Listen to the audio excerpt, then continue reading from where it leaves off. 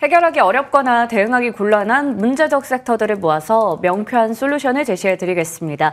오늘의 문제적 섹터 해결사 FR자산관리 길건우 대표님과 함께합니다. 대표님 안녕하세요. 안녕하십니까? 네, 오늘 굉장히 좀 힘든 시장입니다. 여기서 우리가 좀 대안으로 생각할 수 있는 것들이 있을까요? 첫 번째 주제 엔터 이야기 해보겠습니다.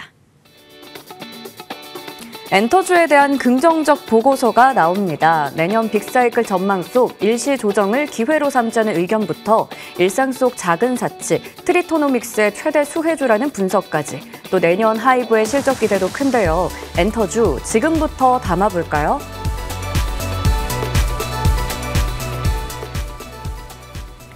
네, 트리토노믹스, 우리 일상 속에서 뭔가 작은 사치 이런 걸 의미합니다. 엔터하면 뭐 덕질, 굿즈 이런 것들이 좀 생각나는데요. 네. 내년에도 이게 트렌드가 될 거라고 하고 NH투자증권에서는 그 중심의 최대 수혜주가 엔터라고 합니다. 네. 이거에 대해서 좀 어떻게 보세요?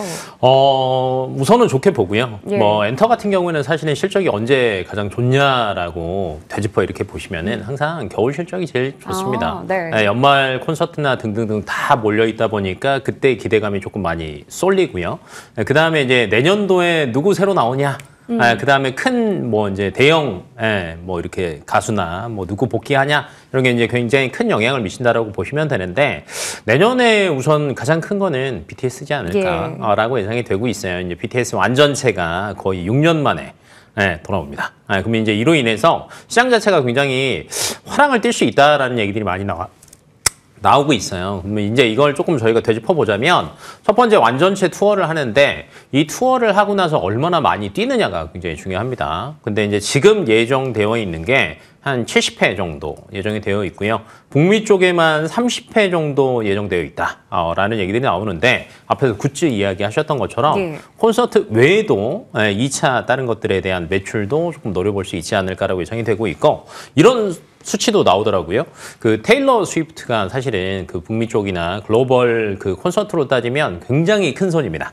할 때마다 어마어마한 사이즈도 하고요. 그 다음에 이제 그 티켓 가격도 굉장히 높은데 지금 테일러 스위프트가 거의 한 $210 정도 하더라고요. 티켓 기본 가격이. 근데 아마 제이홉이 솔로 콘서트가 $170 정도 했으니까 완전체면 그 이상도 노려볼 수 있지 않을까라는 얘기들도 나오고 최근에 환율 얘기는 사실 굉장히 많이 나오죠. 고환율이다 보니까 뭐 많이 안 좋다 이런 얘기가 나오는데 다 뭘로 봤습니까? 달러로 봤습니다. 그래서 고환율 수혜까지도 조금 가져올 수 있을 것으로 예상이 되고 있고 BTS가 있는 뭐 하이브뿐만 아니라 나머지도 괜찮아요. 뭐 YG 같은 경우에도 30주년입니다. 그 다음에 빅뱅은 20주년입니다. 최근에 GD 잘하고 있죠. 완전체가 아마 내년 중으로는 복귀할 거라는 기대감 여전히 가지고 있고요. 그다음에 이제 JYP도 괜찮은 게 사실은 JYP 저희 애들도 다 합니다. 캐대현. K-팝 데몬 헌터. 저는 요즘에 골든을 미친 듯이 듣습니다. 한 100번 들은 것 같아요. 캐대현 정말 그 넷플릭스에 있잖아요. 12번 봤습니다. 12번. 저희 딸이 계속 틀어달라고 합니다. 근데 이게 지금 누적으로 보니까 거의 뭐 70억 이상 스트리밍 됐다고 하더라고요. 그로 인해서 사실은 이 수혜는 또 JYP가 또 좀 가져갈 수 있을 것으로 봐요. 그래서 뭐 등등등 뭐 3사 다 따져보면 나쁜 애들이 없습니다. 그렇네요. 엔터는 다 좋네요. 이렇게 말씀해 주셨던 여러 가지 뭐 트렌드부터 해서 음원이나 뭐 콘서트 등등에 대한 성적들 결국 실적인데 내년 BTS와 빅뱅 컴백한다고 하고 하이브는 사상 최대 실적이 예상된다라고 합니다. 실적에 대해서도 좀 한번 짚어주시죠. 전망 어떻게 나오고 있나요? 뭐 다 좋아요. 뭐 이제 전반적으로 보면 사실은 이제 콘서트 실적이 가장 많이 잡힐 것으로 예상되고 있고요. 아마 주가에 도 많이 반영이 되는 거는 북미 콘서트가 얼마나 예정되어 있느냐가 굉장히 크게 잡힐 것 같아요. 근데 이제 하이브 같은 경우는 사실은 북미 쪽을 최소 30회 이상 한다라고 얘기했죠. 그다음에 이제 JYP 같은 경우에도 사실은 스트레이키즈나 그다음에 이제 노래 부르는 애들 뭐였죠? 갑자기 이름이 생각이 안 나는데. 트와이스. 그래서 트와이스 같은 경우에도 북미 매출 비중이 둘 다 20%가 넘습니다. 한 20에서 25% 정도 되거든요. 그러면 북미 콘서트에 대한 기대감을 이 친구들도 조금 가지고 갈 수 있다라고 생각하시면 될 것 같고 GD 같은 경우에는 사실은 완전체가 아마 빅뱅이 복귀를 하더라도 북미 쪽은 사실은 정확히는 모르겠습니다. 근데 이제 아시아 쪽에서는 사실 기존의 빅뱅 같은 경우가 굉장히 셌습니다. 근데 아시아 쪽에 대한 기대감도 뭐 일본 등등등 뭐 동남아나 이런 쪽에 대한 기대감을 조금 가져갈 수 있을 것 같아서 매출적으로는 고민은 안 하셔도 될 것 같고요. 그냥 이제 개인적으로 매출의 상승폭이 누가 제일 크냐를 따져본다라고 하면 하이브가 1등일 것 같습니다. 그다음에 안전한 걸 고른다라고 하면 JYP가 조금 선방하지 않을까. 근데 아직 빅뱅은 완전체가 복귀는 한다지만 저는 사실은 물음표랑 느낌표가 둘 다 있는 것 같아요. 그러면 하이브랑 JYP 이쪽을 봐야 될까? 우선 이제 기술적으로 차트를 좀 봐야 될 것 같은데 제가 하나씩 이렇게 차트를 조금 전에 체크해 봤는데 고점 대비해서 상당히 많이 밀려 있고요. 특히 YG, 뭐 SM 이런 쪽은 차트상으로 봤을 때 약간 무시무시하기도 합니다.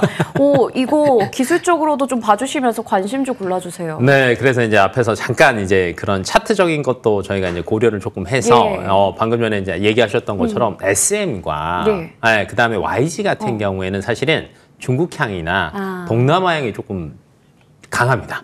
이제 그러다 보니까 이쪽에 대한 기대감이 있냐 없냐를 저희가 한번 고민을 해보셔야 되는데 현재 기준으로 본다라고 하면 기대감이 그렇게 많은 것 같지는 않아요.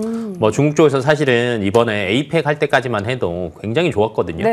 근데 이제 향후 움직임을 최근 들어서 본다라고 하면 또 그거에 또 미치지는 못해요. 최근 들어서 뭐 제2의 사드도 뭐 얘기들도 나오는 걸 보신다라고 하면 저는 탑핑으로는 조금 꼽기가 어렵지 않나라고 이제 보여지고 있고, 근데 이제 하이브 같은 경우가 이제 대장주라고 저는 사실은 보고 실적적인 측면에서도 크게 망가질 게 없다라고 보는데 차트적인 측면으로 보시더라도 최근에 60일선을 거의 지지를 하는 것으로 보여지고 있어요. 최근에 이제 120선 아래까지 잠깐 찍기는 했지만 60일의 간격과 그다음에 120일의 간격이 이격도가 그렇게 크지 않습니다. 그러면 장기선을 어찌됐건 바닥으로 지금 굉장히 잡아가고 있는 상태이기 때문에 저는 나쁘지 않을 것으로 보고 있어서 뭐 현재 기준으로 보셔도 괜찮을 것 같고요. 그다음에 이제 두 번째가 JYP를 얘기를 했잖아요. JYP 같은 경우에도 차트상으로는 이제 고점 대비하면 조금 빠져 있기는 합니다. 근데 이제 위치상으로도 보시더라도 사실 저희가 너무 많이 떨어지면 불안하잖아요. 근데 살짝 조금 애매한 게 한번 보셔야 될 것 같아요. 최근 들어서 6만 원 후반대를 조금 지지하려고는 하고는 있어요. 근데 장기 이평선 저 아래에 있습니다.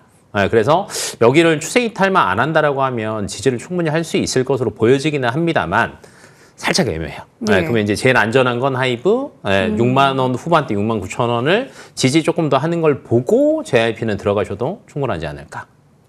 좋습니다. 하이브와 JYP 기술적으로 차트 분석하면서 말씀해 주셨어요. 확실히 실적이라든지 뭔가 좀 뒷받침이 되는 부분이 있는 종목으로 추려서 대응하는 게 좋을 것 같습니다. 엔터에 대한 이야기 맞춰보겠고요. 다음 주제로 넘어가 보겠습니다. 광군제, 블랙 프라이데이 등 4분기는 말 그대로 쇼핑 성수기입니다. 그중에서도 K푸드와 화장품이 수출 주력으로 떠올랐죠.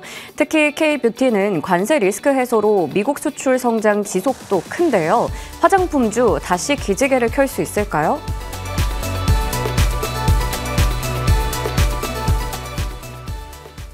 워낙에 이제 주도주 쪽으로 수급이 몰리다 보니까 화장품도 어떻게 보면 좀 소외가 되어 있다가 최근에는 뭔가 실적이 좋았던 쪽들 위주로 반등이 나오고 있긴 합니다. 하지만 4분기 하면 뭐니 해도 이제 쇼핑의 성수기예요. 워낙 관심도 많으실 분야일 것 같은데 화장품 쪽 다시 기지개 좀 켤 수 있을까요? 실적은 당연히 좋을 것으로 예상이 됩니다.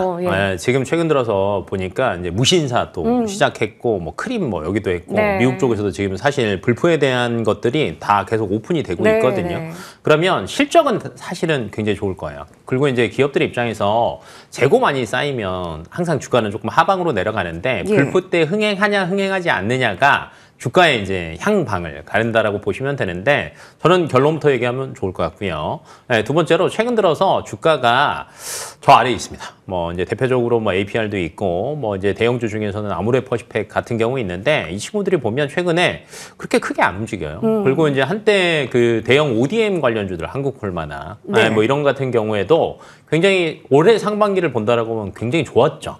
근데 하반기 넘어가면서 반도체가 부각되니까 수급이 이쪽으로 끊겨버렸단 말이에요. 그러면 충분히 다시 올 수 있는 시기가 이제 저는 다가오고 있다라고 보고 있고, 다만 이 안에서는 저희가 좀 구분을 하셔야 될 것 같아요. 유인즉슨 최근에 ODM 같은 경우에는 뭐 증권사 리포트들도 마찬가지고 실적 기대감이나 성장에 대한 기대감들이 조금 낮은 편입니다.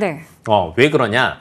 최근에 이제 대형사 같은 경우에는 크게 어찌됐건 그 수급적인 것도 있지만 뭐 이제 뭐라고 해야 될까요? 나라별로 경기가 좋냐 나쁘냐도 사실은 굉장히 많은 영향을 미치기는 하거든요. 근데 올해 연말, 내년 연초를 비교해 보신다라고 하면 아직은 움츠리고 있는 시기인 것 같아요. 그러다 보니까 실적 향상에 대한 기대치가 조금 떨어지고 있고요. 다만 이제 미국뿐만 아니라 글로벌로 보신다라고 하면 인플레이션이 조금 장기화되고 있죠. 예. 그러다 보니까 미국도 마찬가지고요. 일본도 그렇고 지금 전반적으로 중저가 라인들이 인기가 굉장히 많습니다.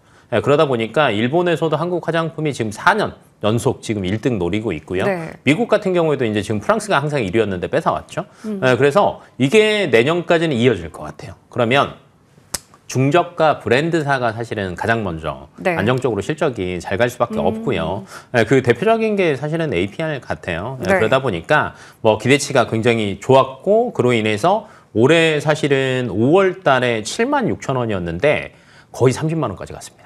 27만 9천 원까지 갔다가 살짝 조정을 하고는 있는데 뭐 최근 들어서 흐름을 본다라고 하면 저는 괜찮은 것 같아요. 20만 원 쪽은 어느 정도 하방으로 지지를 네. 간다라고 하면 실적만 찍힌다라고 하면 괜찮다라는 관점이어서 화장품주들도 미리 조금 노려보고 계시는 게 괜찮을 것 같습니다. 네, 화장품 쪽을 미리 노려보는 게 좋다 얘기를 주셨는데 그 안에서도 다 좋은 게 아니라 이제 실적이 잘 나올 것 같은 일부 종목들 좀 리스트를 추려두고 대응을 하는 게 좋을 것 같습니다. 사실 원래 여쭤보고 싶었던 게 기존의 강자인 아모레퍼시픽 이런 쪽과 APR 신흥 강자 어디가 더 매력도가 높을까 여쭤보고 싶었는데 APR 강조해 주신 걸 보니까 확실히 이쪽이 더 높은 건가 싶기도 하고요. 이건 어떻게 보세요? 딱 APR이 무조건 그거는 아니고요. 예. 그냥 기존의 아모레퍼시픽이나 LG생건 같은 경우가 매출이 어디서 많이 오냐라는 걸 보신다라고 하면 중국이 메인이었고요. 여전히 이제 많이 빠져서 다른 쪽으로 다각화를 시키고 있다라고는 하지만 아직까지는 그래도 중국이 많은 비중을 차지하고 있고 주가도 중국에 대한 기대감이 있을 때 반영을 하고 있거든요. 근데 이제 중국은 살짝 조금 내려놔야 되는 구간인 것 같고요. 그다음에 최근에 SK 같은 경우에도 신라 같은 경우에도 면세점 사업에서 빠졌죠. 왜 빠졌겠어요? 장사 잘 되면 빠지겠습니까? 네. 안 빠진단 말이에요. 근데 이쪽에 대한 기대감들도 사실은 화장품주에 안 미칩니다. 그러니까 과거에는 면세랑 중국만 괜찮다라고 하면 쫙 갔단 말이에요. 네. 그게 안 되다 보니까 기존 대형 화장품주들 같은 경우는 한동안 저는 소외가 더 갈 수밖에 없을 것 같고요. 다만 그 안에 아래쪽에 중저가 브랜드들 인기 많은 거 많습니다. 뭐 달바도 있고요. 뭐 요즘에 좀 말이 안 나오긴 하지만 마녀공장도 있고요. 예. 그러니까 이 안에서 아까 얘기했던 여러 상황상 돈이 많이 부족하니까 중저가 브랜드가 인기가 있는 구간이다. 근데 그 안에 우리나라 화장품들이 가성비를 굉장히 많이 잡고 있어서 글로벌로 인기가 많다. 그리고 미국뿐만 아니라 지금 유럽 쪽이나 일본 쪽에서도 보면은 인기 있는 브랜드들이 정해져 있어요. 잘 모르겠다. 그러면 그 나라 불프 들어가서요. 뭐 제일 많이 팔렸나 상위 보시면은 걔네들은 100% 움직입니다. 그래서 대형보다는 중저가 브랜드를 노리시는 게 좋을 것 같습니다. 네, 좋습니다. 그래서인지 오늘의 토픽도 APR로 좀 잡아주셨어요. 기술적으로 분석하고 가격 전략 좀 세워주세요. 네, APR 뭐 처음부터 이제 APR을 하려고 APR을 계속 얘기한 건 아니었고, 네. 저희가 이제 어찌됐건 수익률적인 측면으로 보신다라고 하면 그 안에서도 종목을 잘 고르고 싸게 사야 되잖아요. 근데 APR 같은 경우가 최근에 정말 많이 오르긴 했습니다. 올해 상반기까지는 조금 주춤했지만 거의 2분기에서 넘어가면서부터 정말 쉬지 않고 달렸어요. 6만 원, 7만 원짜리가 사실은 28만 원까지 가는 거 쉽지 않거든요. 근데 그만큼 이제 기대치가 많아서 조금 반응을 많이 했던 것으로 보여지고 있고요. 이제 기존에도 20만 원 초반대, 21만 원 정도까지 올라갔다 잠깐 쉬었어요. 근데 지금 딱 다시 그 구간입니다. 근데 이제 여기에서 실적만 다시 괜찮다라고 하면 충분히 올라갈 수 있는 구간이어서 수급만 기다리시면 될 것 같아요. 그래서 현재 가격에 매수해도 저는 충분히 매력도는 있을 것으로 보여지고 있고요. 근데 기존에 이제 정고점이 27만 9천 원이었는데 한 30만 원 정도까지는 연말 실적 반영한다라고 하면 충분히 올라갈 수 있을 것으로 보여지고 있어서 30만 원으로 대응하시면 좋을 것 같습니다. 네, 좋습니다. APR 목표 주가는 30만 원으로 대응해보자 얘기를 주셨습니다. 지금까지 FR 자산관리 길건우 대표님과 함께했습니다. 저희 성공 마감 전략 1부에서 준비한 순서는 여기까지입니다. 오늘 어려운 시장에 대한 대응 전략 잠시 후 성공 마감 전략 2부에서 함께 고민하겠습니다. 고맙습니다.